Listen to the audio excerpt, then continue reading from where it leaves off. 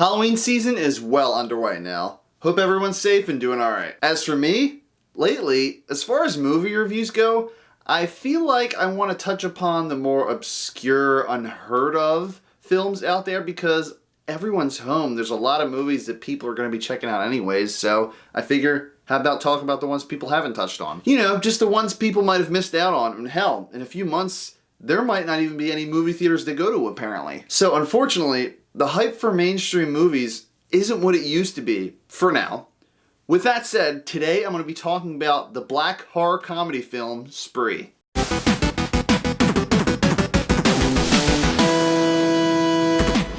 In this film, Spree refers to a rideshare program, kind of like Uber or Lyft. Our main character, Kurt, does this job for a living. But his passion and side hustle is his online content. He's an up-and-coming content creator, or so he thinks, struggling to find what makes his channel, Kurt's World, stand out. So after his previous videos didn't really do much online, he decides to install cameras inside of his car and starts live streaming his Spree rides. I mean, that could be interesting, right? Talk to random people, get a glimpse inside their world, but still, even after all that, the views just aren't there, so he has to spice it up a bit. Now, when Kurt took this advice about his channel from a childhood friend, he kind of misinterpreted it. Started blowing red lights? Why not? Kill someone on camera? Hell yeah, but is it fake? Is it real? Well, I'm not going to spoil that, come on. Starting off, this film stars Joe Keery, aka Steve Harrington from Stranger Things.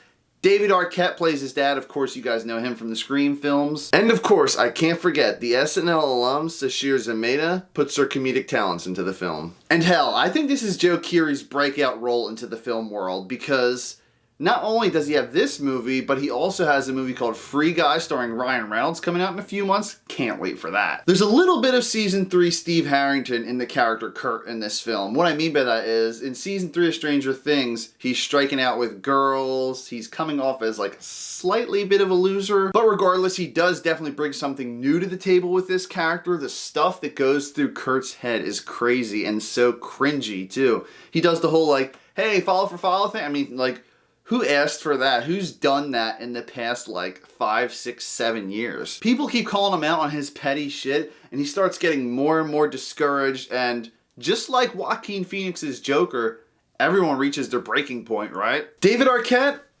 honestly, I liked him in this more than I did in the entire Scream franchise. You guys already know how I feel about him in those movies. In this role, David Arquette plays a middle-aged man. He's making DJ beats. He's still trying to cling to the past, trying to be cool and relevant, but just like his son, he's perceived as a loser. Even deep down, Kurt thinks so too. Sasheer Zamata pretty much plays herself, but with a different name. She's a comedian in this who just happens to cross paths with Kurt, and Kurt sees potential to get his brand out there through her. I love the cringy humor in this as well. There's a scene where Kurt's just casually listening to his own music he made in the car, playing for the people in the back.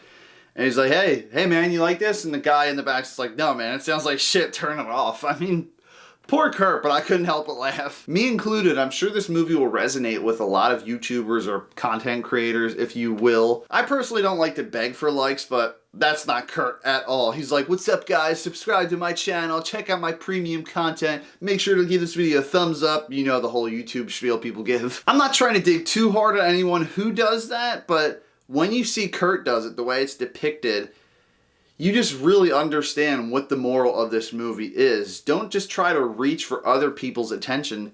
Do what makes you happy. Final thoughts?